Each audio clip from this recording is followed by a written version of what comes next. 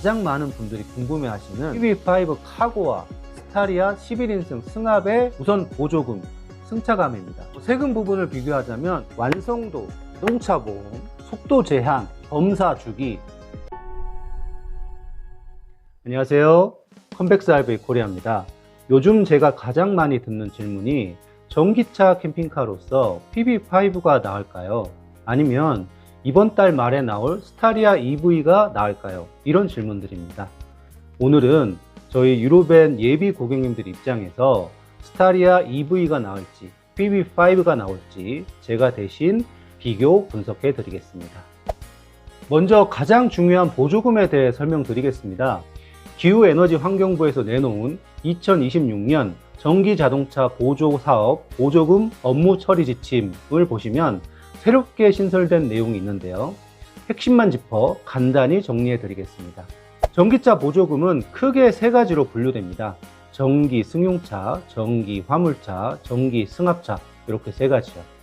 전기 승용차는 중대형, 소형, 소소형 이렇게 세분되는데 PV5 패신저, 스타리아 EV 7인승이 여기 전기 중대형 승용차에 해당됩니다. 국비 보조금이 최대 580만 원이죠. 그리고 전기 화물차는 대형, 중형, 소형으로 또 세분되는데 PV5 카고, 스타리아 EV 3벤, 5벤이 전기 소형 화물차에 해당됩니다. 국고 보조금이 올해는 작년보다 50만 원 깎인 최대 1,050만 원이고요. 또 전기 승합차는 대형, 중형, 소형으로 세분되는데 이번에 나올 스타리아 EV 11인승이 바로 이 전기 소형 승합차에 해당됩니다. 국비 보조금이 무려 1,500만 원입니다. 엄청나죠? 원래 스타리아는 자동차 관리법 시행규칙에 따라 차량 분류는 중형 승합이지만 보조금을 주관하는 기후에너지환경부에서는 2026년부터 차량 길이가 7m 미만이고 승차 정원이 15인 이하인 경우에는 소형 전기 보조금 산출 방식을 적용한다 라고 새롭게 규정했습니다. 그래서 이번에 소형 전기차 국비 보조금 최대 1,500만 원을 받을 수 있게 된 거죠. 그럼 여기서 어떤 분들은 아니 그럼 원래 중형 승합이라 5천만 원 받을 수 있는 거를 1,500만 원으로 깎은 거야? 라고 따질 분들이 계시겠지만 그건 아니고요. 만약에 기준을 바꾸지 않고 스타리아가 5천만 원의 보조금을 받게 되면 세상이 난리 나겠죠. 아마도 이거는 제 생각입니다만 중국산 중형 승합차, 그러니까 버스, 중형 버스 정도 큰 승합차가 지금 중형 승합 보조금을 독식하고 있거든요. 그래서 이번에 중형 승합 보조금 기준을 강화하고 한국 도로 상황에 맞는 국산 소형 승합차의 경쟁력을 키워주려고 새롭게 만든 정책이지 않을까 싶습니다. 그래도 1,500만 원 보조금 어마어마하죠. 아마도 이번에 스타리아 11인승 EV가 나오면 이 부분 때문에 시장 판도가 크게 바뀌지 않을까 싶습니다. 그래서 현대자동차도 이번에 스타리아 EV를 출시하면서 전략적으로 9인승을 쏙 빼고, 원래 9인승이 제일 잘 나갔거든요. 9인승을 쏙 빼고 11인승 포지션에 투어러 뿐만 아니라 라운지 모델까지 전략적으로 넣은 게 아닐까 싶습니다.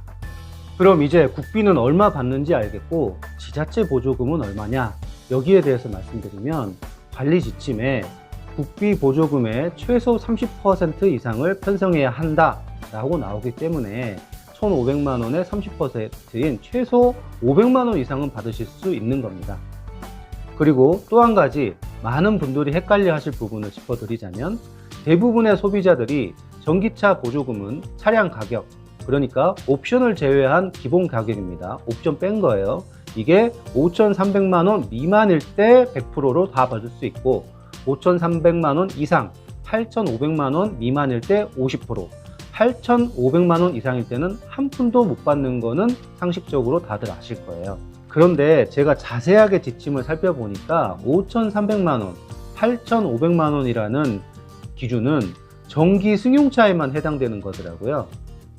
그러니까 우리가 캠핑카로 많이 제작하는 승합차나 화물차는 그 기준에 적용이 안 돼서 기본 가격이 얼마로 출시되든 보조금 100%를 받을 수 있다는 겁니다. 현대자동차가 스타리아 전기차를 출시하면서 왜 잘 나가던 9인승을 단종시키고 11인승만 판매하는지 이제 이해가 되셨죠?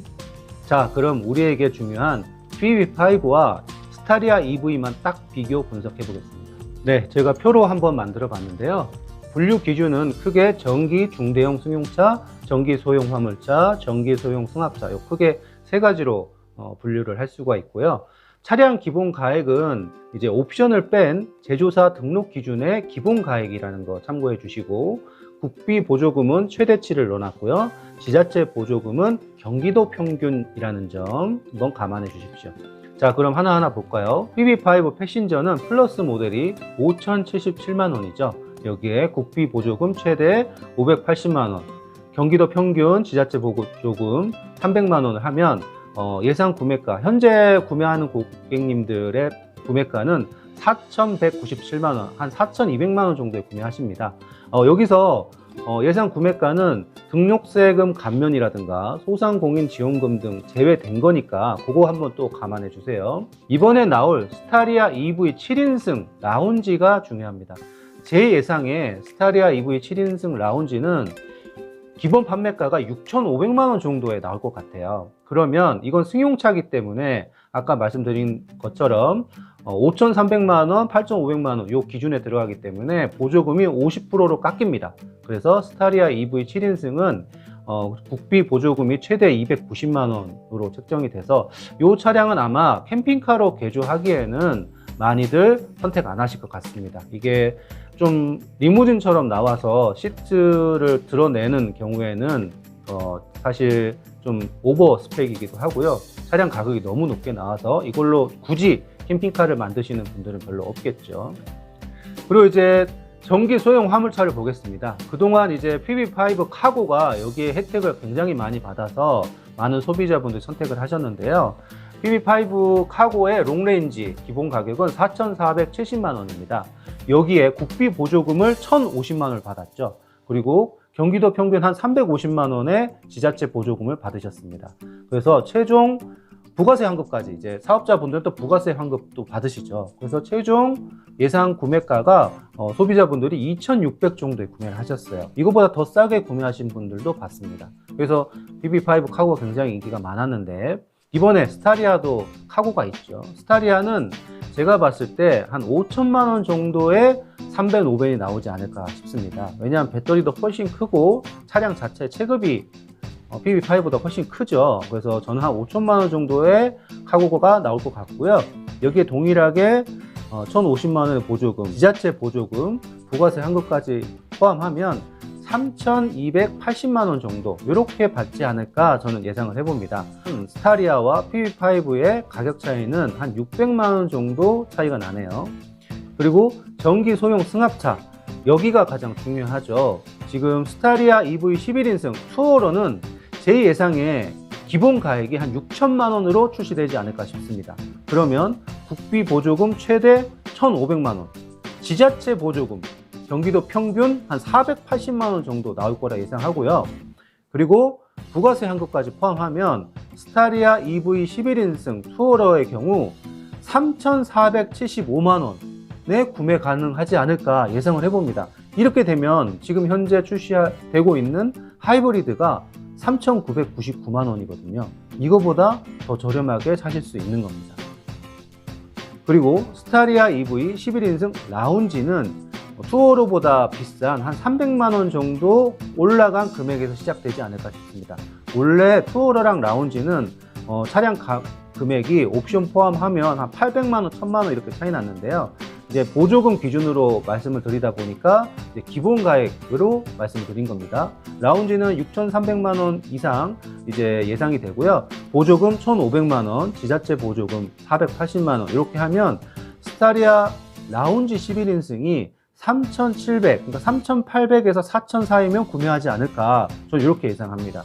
현재 하이브리드 라운지가 4,499만 원이니까 굉장히 또 11인승에 대한 전기차 금액이 파격적인 거라는 걸 아실 수 있겠죠. 자, 그러면 이제 우리에게 남은 건 PV5가 좋냐, 스타리아가 좋냐, 혹은 카고를 사야 되냐, 11인승 승합차를 사야 되냐, 바로 이거겠죠.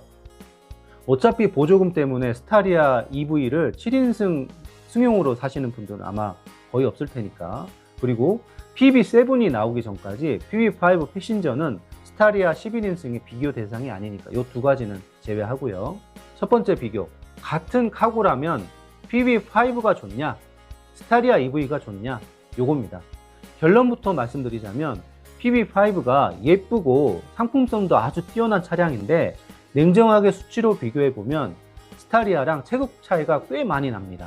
스타리아 EV는 아직 실물이 나오지 않았지만 현대자동차 공식 사이트에 공개된 차량 재원을 보면 기존 내연기관 차량이랑 축간거리나 폭, 높이가 동일하게 이전 기준으로 비교하자면 실내 길이는 스타리아가 25cm나 더 길고요. 실내 폭도 스타리아가 7.5cm나 더 넓습니다. 이는 엄청난 차이죠. 그나마 실내 높이에서 PB5가 8.5cm나 더 높아서 강점이 있지만 차박이 아닌 캠핑카 레이아웃에서 가장 중요한 건 길이와 넓이입니다. 공간감에서는 스타리아가 압도적 우위에 있는 건 사실이죠. 물론 PB7이 훨씬 더 크게 나온다는 소문은 있지만 그건 내년 하반기에 나온다는 거니까 오늘은 이야기에서 좀 제외하겠습니다. 자, 이제 두 번째, 가장 많은 분들이 궁금해하실 지금 나와 있는 PB5 카고와 이제 나올 스타리아 11인승 승합의 차이입니다. 우선 비교할 건 보조금이죠. 2025년에 최대 1,100만 원이었던 카고 국비 보조금이 올해부터 최대 1,050만 원으로 내렸죠. 11인승은 무려 최대 1,500만 원입니다. 여기서 카고와 승합의 차량 실구매가 차이가 상쇄될 거라 좀 보고요. 그 다음 비교할 건 승차감입니다. 카고는 원래 화물 용도로 만들어졌죠.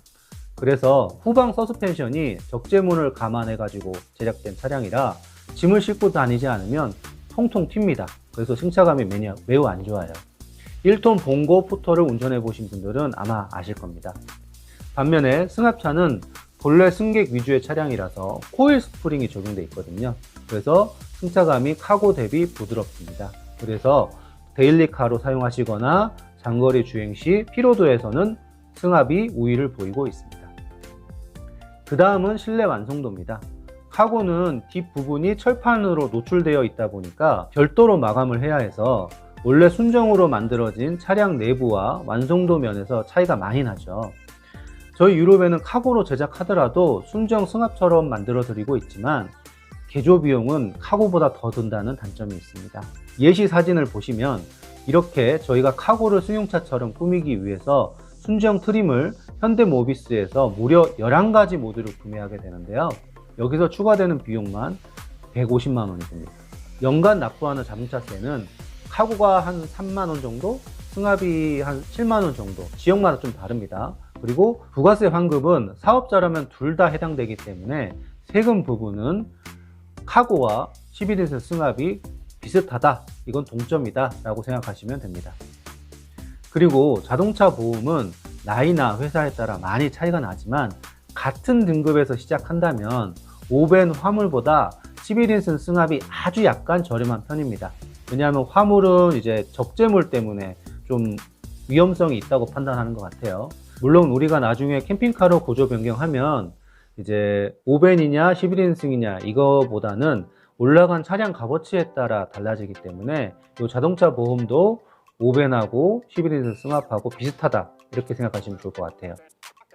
다음은 많은 분들이 답답해 하시는 속도 제한인데요. 카고는 소형 화물이라서 속도 제한은 없지만 승합은 110km 속도 제한이 걸려 있습니다. 차량 제조할 때 현대에서 시스템적으로 제한을 걸어 놔가지고 아무리 밟아도 11인승 승합은 110km 이상 속도가 나오질 않아요.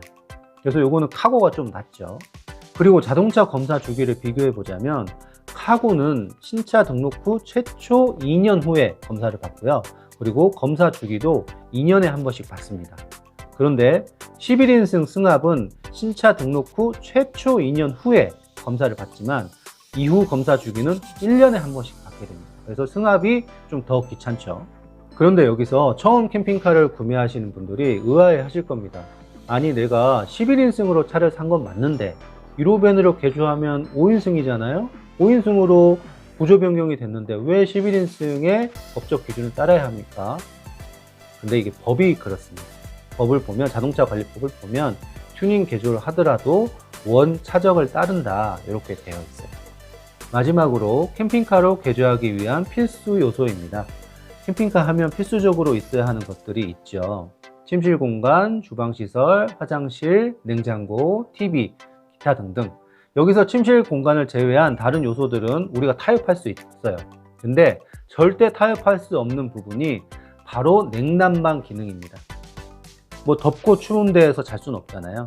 그동안 캠핑카들은 경유 기반 무시동 히터와 별도의 에어컨을 설치하거나 저희가 특허를 낸 무시동 에어컨을 설치해야만 했습니다. 근데 전기차는 그게 필요 없죠. 스타리아가 무려 84kW의 전기를 가지고 있는데 이를 인산천 배터리로 단순히 환산하면 무려 약 한 7000A 정도 되는 어마어마한 수치입니다. 엄청나죠? 물론 사용하면 할수록 주행거리가 짧아져 가지고 무한정 사용할 수는 없지만 굳이 별도로 무시동 히터와 에어컨을 추가로 비용을 들여서 설치하는 분들은 적을 겁니다. 그런데 카고 차량은 후방에 공조장치가 없다는 게 치명적인 단점입니다. 뒤에가 다 깡통으로 되어 있잖아요. 그래서 카고를 선택하는 분들은 어쩔 수 없이 뒤에 벽걸이 에어컨을 설치해야 했죠. 그런데 벽걸이 에어컨은 우리 유로벤이 개발한 무시동 에어컨하고 달라가지고 차량 거를 쓰지 않고 차 하부에 기계 장치들을 설치하다 보니까 진동과 소음이 심하고, 그리고 루프 팝업을 설치했을 경우에는 2층까지 에어컨이 올라가지 않는 단점이 있죠. 자, 그러면 대한민국에서 스타리아 캠핑카를 가장 많이 만들어 본 유로벤이 내린 결론은, 첫 번째, 카고 기준으로 PB5와 스타리아 EV의 대결은 디자인과 초기 구매가에서는 PB5가 승리고, 캠핑카 본연의 공간 활용성과 확장성 면에서는 스타리아 EV 카고의 승리입니다. 두 번째, 가장 많은 분들이 궁금해 하시는 PB5 카고 혹은 스타리아 EV 카고와 스타리아 11인승 승합의 대결에는요, 세금하고 자동차 보험 면에서는 동점이고요, 보조금, 승차감, 실내 완성도, 냉난방 성능에서는 11인승이 승리를 했고요, 속도 제한, 자동차 검사 주기에서는 카고의 승리라고 정리할 수 있겠습니다. 제가 만약 둘 중 하나를 선택한다 하면 저는 11인승을 선택할 것 같은데요.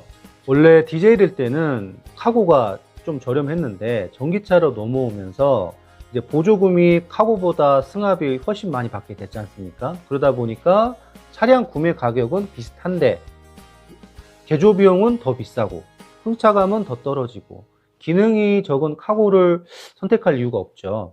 근데 이제 속도 제한하고 검사 주기가 문제인데요. 속도 제한 같은 경우에는 전기차 타보신 분들은 아실 겁니다. 이제 확 치고 나가는 힘이 좀 세죠. 그래서 디젤보다는 좀 덜 답답하지 않을까 싶습니다. 뭐 이건 제 개인적인 의견이니까요.